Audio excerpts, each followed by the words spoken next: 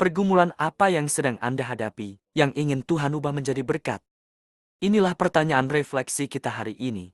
Holy Spirit, make my heart open to the Word of God. Make my heart open to goodness. Make my heart open to the beauty of God every day.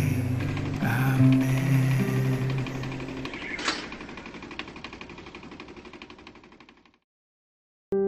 Halo semuanya, selamat datang kembali di vlog Senin kami.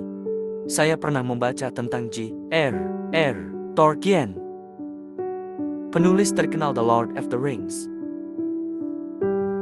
Yang tidak banyak diketahui orang adalah bahwa Tolkien adalah seorang Katolik yang sangat beriman. Bahkan, imannya membentuk begitu banyak cara pandangnya terhadap dunia. Ada satu hal yang sangat menginspirasi saya darinya.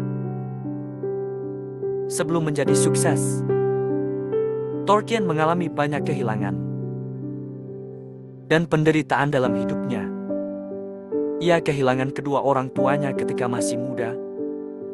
Ia hidup di tengah kengerian perang dunia.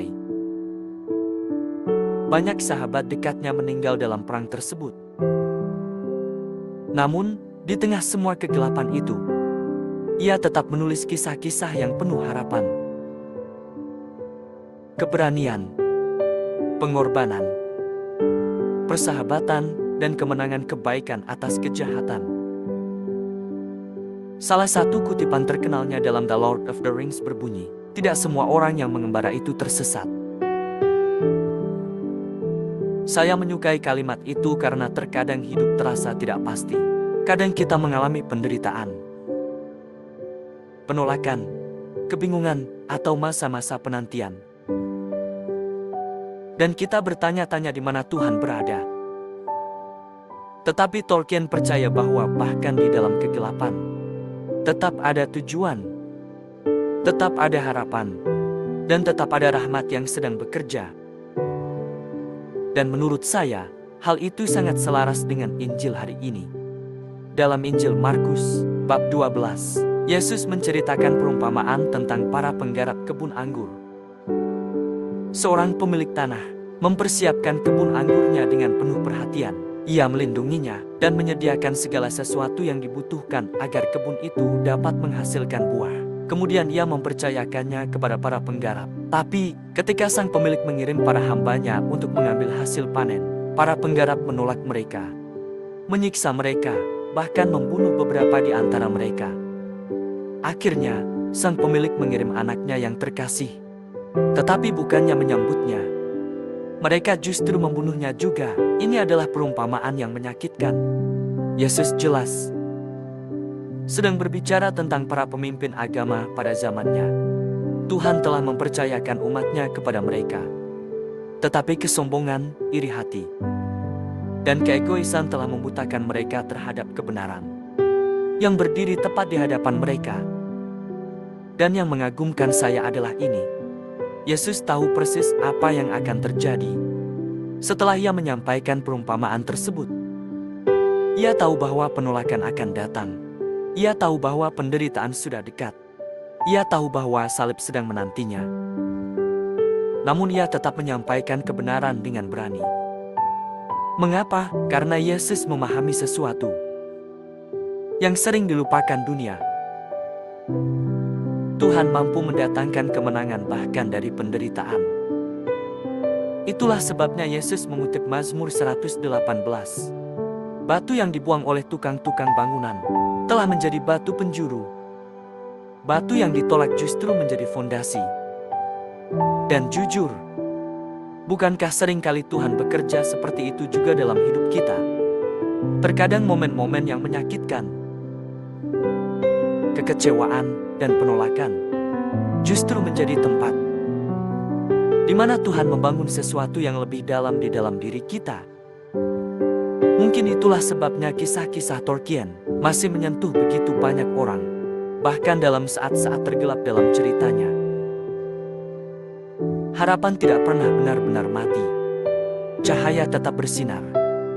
Saudara-saudari terkasih, mungkin ada di antara kita yang perlu mendengar pesan itu hari ini. Mungkin Anda sedang memikul beban yang berat. Mungkin Anda sedang menghadapi penolakan, ketidakpastian, atau keputusasaan. Jika demikian, jangan kehilangan harapan. Tuhan masih bekerja, bahkan di tengah masa-masa yang sulit. Salib bukanlah akhir dari kisah Yesus. Dan bab sulit dalam hidup Anda juga bukanlah akhir dari kisah Anda.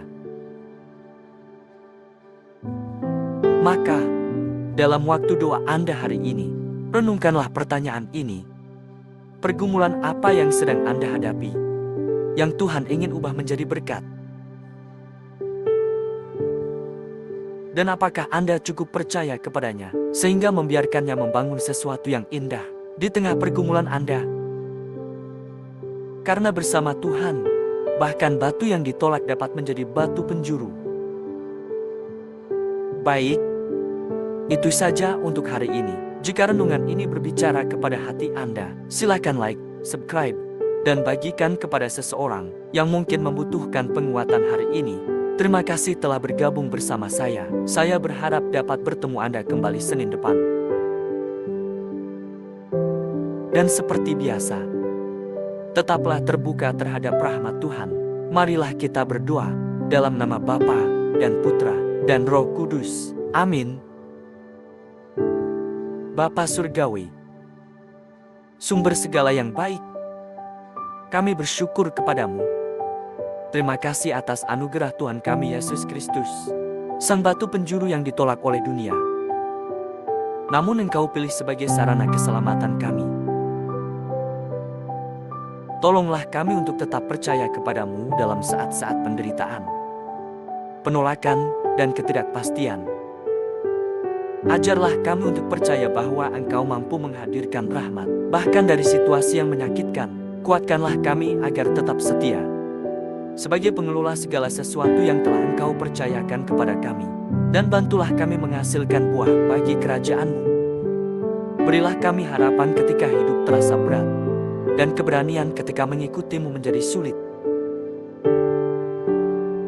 Yesus, kami percaya kepadamu dalam nama Bapa dan Putra dan Roh Kudus. Amin. Semoga Tuhan memberkati Anda dan keluarga Anda, Gereja Katolik kita, dan komunitas Couples for Christ.